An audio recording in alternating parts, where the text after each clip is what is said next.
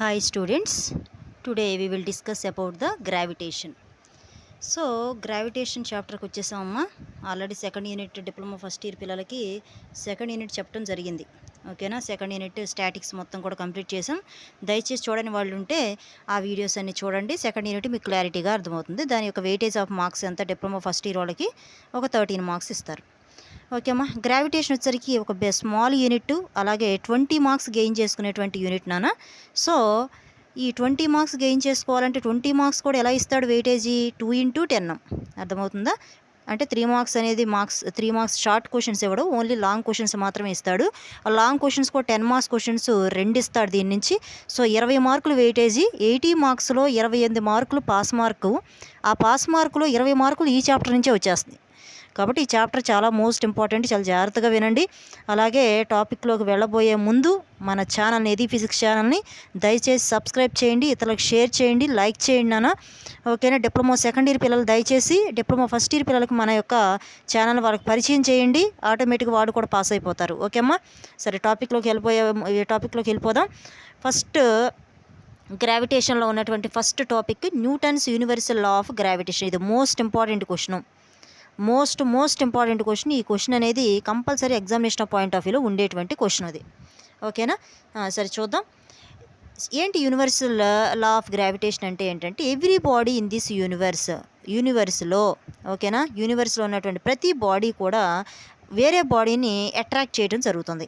ఓకేనా, దేంతో ఎంతో కొంత ఫోర్స్తో అట్రాక్ట్ చేయడం జరుగుతుంది. ఇప్పుడు అయస్కాంతం తీసుకున్నాం, ఫర్ ఎగ్జాంపుల్ మ్యాగ్నెట్.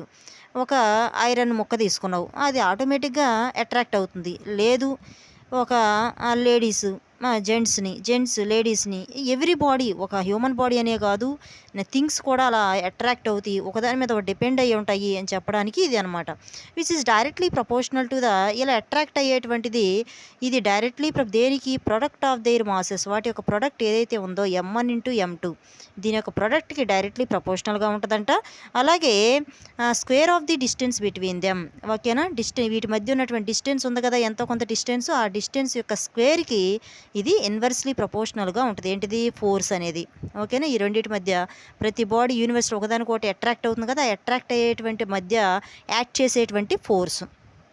ఓకేనా, సో కాబట్టి consider 2 bodies of masses M1 and M2 which are separated by a distance D. M1 M2 అనేటువంటిది 2 బాడీలు తీసుకున్నాడు న్యూటన్ గారు. తీసుకుని వీటి మధ్య కొంత డిస్టెన్స్ అనేది సపరేట్ చేస్తుందని చెప్పాడు. సో తీసుకుని మరి దీన్ని ఏ విధంగా తీసుకున్నాడు అని చెప్పేసానంటే, the force of attraction between them is given by, ఆ రెండింటి మధ్య ఫోర్స్ అనేది ఎంత అట్రాక్ట్ చేస్తుంది, ఆ ఫోర్స్ అనేది ఆల్రెడీ మనం స్టేట్మెంట్లో చెప్పాం. ఏమని, M1 M2 అంటే మాసెస్ యొక్క ప్రోడక్ట్.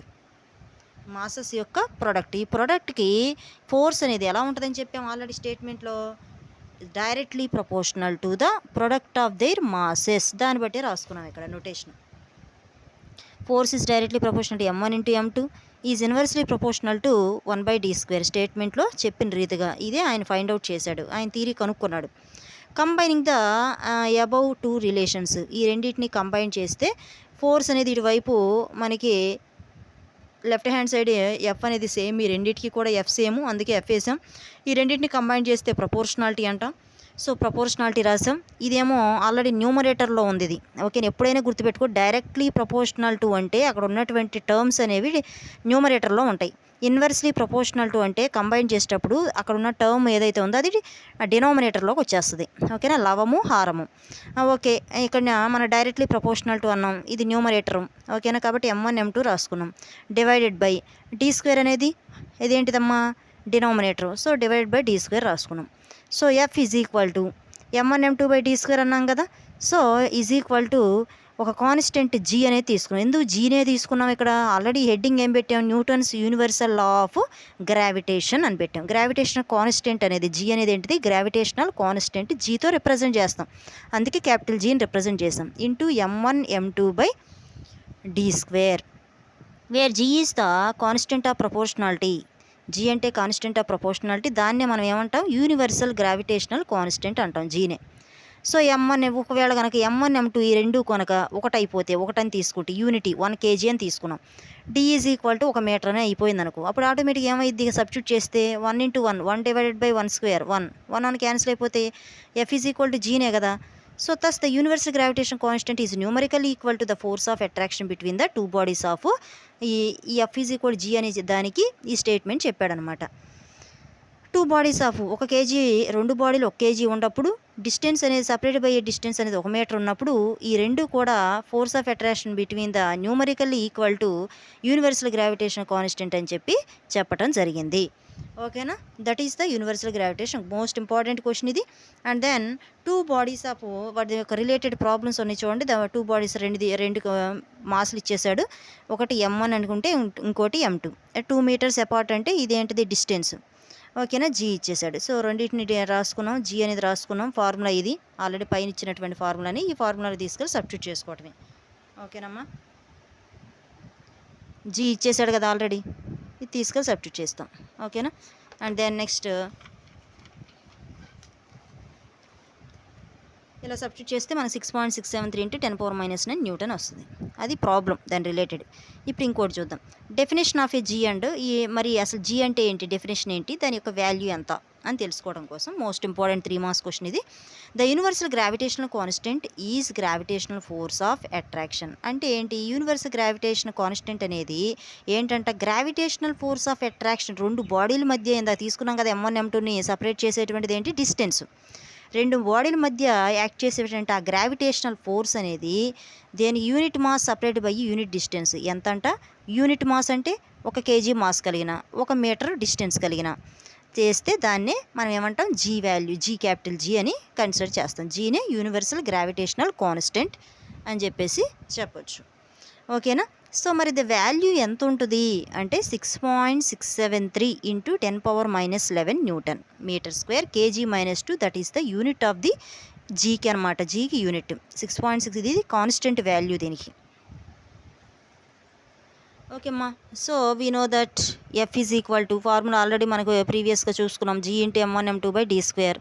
సో FD², G కావాలి కాబట్టి G ఇక్కడే ఉంచేసి ఇదన్నీ అటు తీసుకెళ్ళిపోతే ఏమవుతుంది, F × d² FD² divided by ఇవి న్యూమరేటర్ కాస్త యువతలకు వస్తే డినామినేటర్కి వచ్చేస్తుంది M1 × M2 is equal to unit ఎలా వస్తుంది, F అంటే ఫోర్స్ అంటే న్యూటను, D అంటే ఏంటి మీటరే కదా, యూనిట్ ఏంటి డిస్టెన్స్కి మీటరే కదా, మీటరు పైన స్క్వేర్ ఉంది కాబట్టి స్క్వేర్ వేసాం, డివైడెడ్ బై M1 అంటే కిలోగ్రాము, మళ్ళీ M2 అన్న కిలోగ్రామే.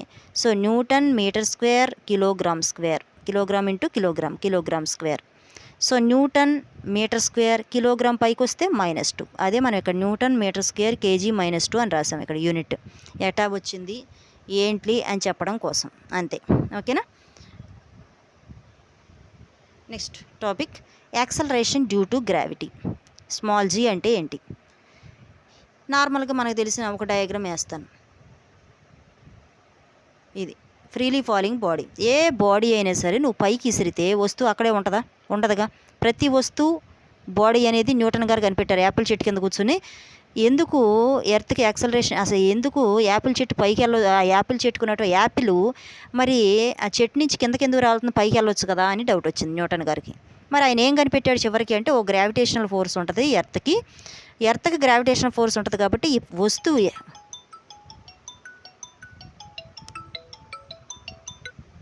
ఒక యాపిల్ చెట్టుకే కాదు ఏ వస్తువు అయినా సరే పైకి ఇసిరిన వస్తువు కిందకే పడుద్ది కానీ పైకి వెళ్ళదు అనేటువంటి విషయం కనుక్కున్నాడు ఆయన.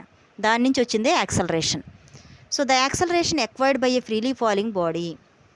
యాక్సలరేషన్ అనేది మనకి ఒక ఫ్రీలీ ఫాలింగ్ బాడీ నుంచి ఎక్వైర్డ్ అనేది చేయబడింది due to influence of force of gravity. ఓకేనా, కాబట్టి దేనివల్ల గ్రావిటేషన్ ఫోర్స్ యొక్క ప్రభావం వల్ల యాక్సలరేషన్ అనేది అది ఒక ఫ్రీగా పైనుంచి కింద పడేటువంటి వస్తువు అనేది దాని నుంచి ఎక్వైర్డ్ ఫ్రీలీ ఫాలింగ్ బాడీ అనేది మనకి ఏం కలిగి ఉంటుందంటే దేని ప్రభావితం వల్ల, గ్రావిటేషన్ ఫోర్స్ వల్ల.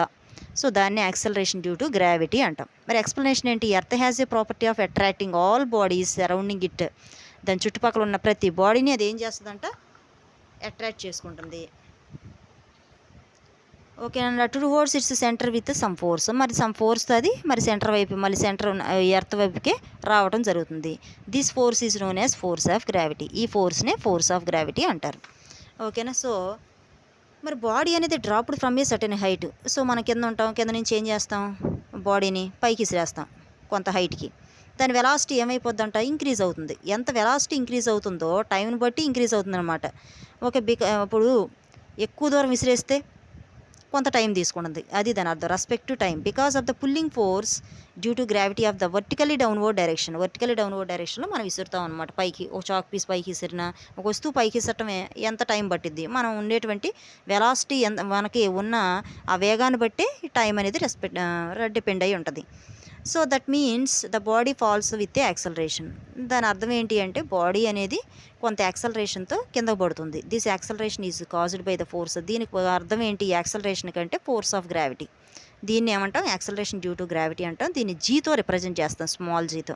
When a body is projected vertical upwards its velocity decreases. ఆటోమేటిక్గా పైకి వస్తువు విసిరినప్పుడు కిందకి ఎర్త్కి ఏముంటుంది, గ్రావిటేషనల్ ఫోర్స్. ఈ గ్రావిటేషన్ ఫోర్స్ని కొంచెం క్రాస్ అయ్యి ముందుకు వెళ్తుంది కాబట్టి, పైకి వెళ్తుంది కాబట్టి నెగిటివ్ వస్తుంది స్మాల్ జీకి with respect to time due to the force of gravity which adds in the vertically downward direction.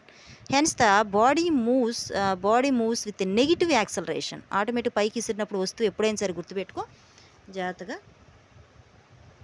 Body పైకి విసిరినప్పుడు -g అనేది ఉంటుంది, అది కిందకు వచ్చేటప్పుడు అయితే +g అనేది ఉంటుంది. ఓకేనా, ఇది మరి ప్రాపర్టీస్ ఏమైనా ఉన్నాయా జీ అనేది, ఓకేనా అనేది మనం నెక్స్ట్ వీడియోలో తెలుసుకుందాం. ప్రాపర్టీస్ ఆఫ్ జీ అనేది నెక్స్ట్ 1 ఫ్యాక్టర్స్ అనేది. ఓకేనా, thank you one and all.